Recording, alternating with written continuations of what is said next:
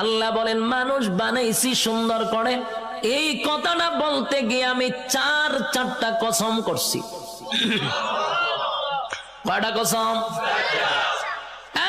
রব্বি কারীম বলেন চারটা কসম করছি আমি আল্লাহ। মানুষ তোরে সুন্দর করে বানাইছি, এই কথাটা আমি কসম কেড়ে বলছি, একটা নয় গো, চারটা কসম করছি। প্রথম নাম্বার কসম হলো তিন ফলের কসম আমি আল্লাহ করলাম। ওয়াজাইতুন, আল্লাহ বলেন জাইতুন ফলের কসম আমি করলাম। ওয়া তুর সিনিনা, সিনাই পর্বতের কসম করলাম। ওয়া হাযাল বালাদিল আমিন, আমি আল্লাহ পবিত্র মক্কা নগরীর কসম করলাম। কসম হইল কয়টা? চারটা কসম আমি আল্লাহ করছি। বান্দারে তরে বানাইতে গিয়া চারটা কসম করছি। কেন করলাম? কসম করলে তুই কথার গুরুত্ব দিবি, তাই একটা দুইটা নয়, চারটা কসম কাটছি। তোরে সুন্দর করে বানাইছি, তোরে সুন্দর করে বানাইছি, তোরে সুন্দর করে বানাইছি, তোরে সুন্দর করে বানাইছি। চারবার কসম করছে।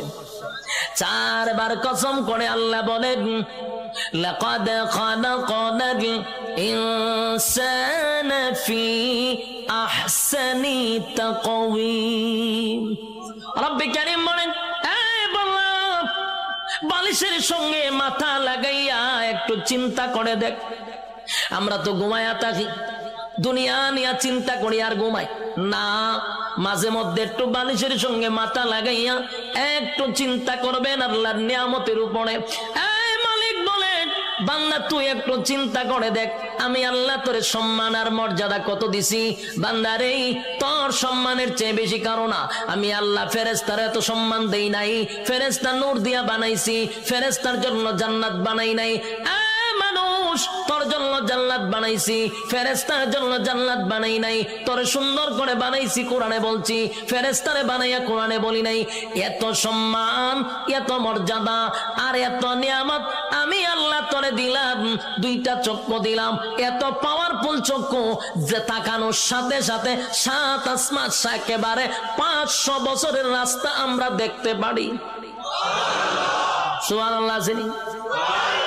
এখান থেকে তাকাইলে যে আমরা নীল আকাশ তারকা দেখি, তারকা প্রায় 200-300 বছরের রাস্তা। সুবহানাল্লাহ। সূর্য এই পৃথিবী থেকে 9,30,00,000 মাইল উপরে, চাওয়া মাত্রই আমরা দেখতে পাই, ঠিক নেই? চোখের পাওয়ারটা কি মনে করছেন? চোখের পাওয়ার এত বেশি, বিদ্যুতের চেয়েও মানুষের চোখের গতি বেশি। বিদ্যুতের গতি হলো প্রতি সেকেন্ডে 1 লক্ষ